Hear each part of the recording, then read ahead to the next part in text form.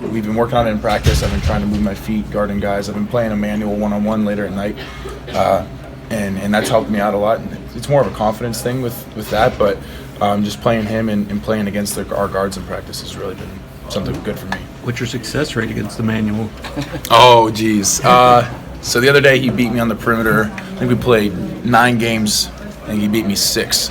But we played from the mid post. I beat him, so it's kind of my area of expertise, I guess, against him. But he's really hard to guard. The dude's fast, he's smart, he can make shots. He pulls, like, I'll check it to him. He's 6 feet behind the line. He'll shoot it, and I'm like, all right, I'm not gonna go out there and guard him because he's gonna blow by me. Then he makes like 4 in a row, and I'm like, all right, it's game point. Got to pressure him, and he goes by me and makes a layup. It's like, all right, well, I don't really know what to do. But I think since the summer, I don't know how many games we've played, but I've won a couple.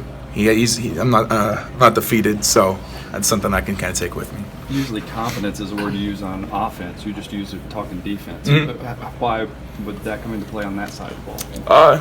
I mean, I got against Evan. I'm not trying to look back, but against Evansville, I got beat back door. I got beat on plays that I'm not supposed to get beat on. It's my 5th year of college basketball. It's something that's fundamental in what you do and what you learn. And it messed with me a lot. And I was like, okay, kind of lost my confidence on defense. Like, you make a shot on offense, yeah, you're great. You're moving back on defense. You're playing upbeat. You're moving around. But if you don't make shots and then you come down and Coach Cal always says, like, you're not going to play confidently on both ends if one thing's not going. So if your confidence on defensive side, then your confidence on offensive side. And that's how I'm trying to approach it. Where if I have a guy who's smaller than me, I'm able to guard him, then I have all the confidence in the world on both ends. So it's something like that. Vanderbilt's a team that's playing desperate at this point. They haven't won a conference game in a long time. Mm-hmm. Is that dangerous for a team when they come in knowing that they're going to try to put all the shots against you guys? Yeah. Coach Cal always says teams play out of their minds against us, and that's kind of how we have played, knowing, like, coming against every team, really, that this is like their championship playing against us, especially at Rupp.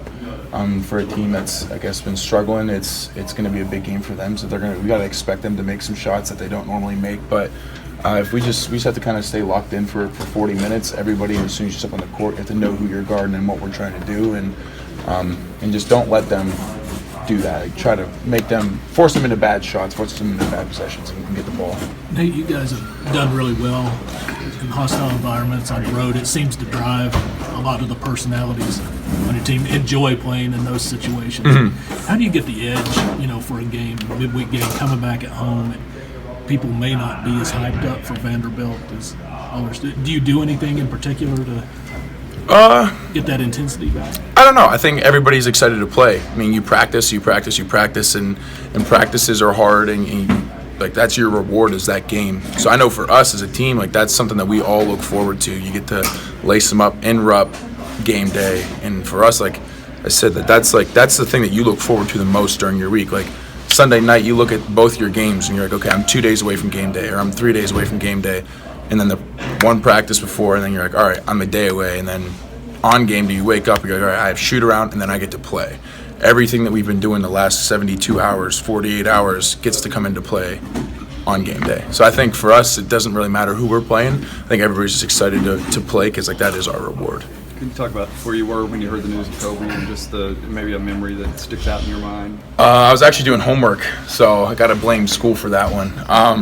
But I was in my room, sitting down at my desk, typing up some discussion post, and Keon Brooks texted our group and was like, hey, Kobe just died. And I was like, that was my favorite player ever. And it was really shocking. I didn't believe it at first, and then everything starts to come out, and you look at at Twitter, Instagram, all your social media, and, like, that's all that's on there. It's just devastating. He's such a big part of basketball, and he's a big part of my childhood and my life as a kid.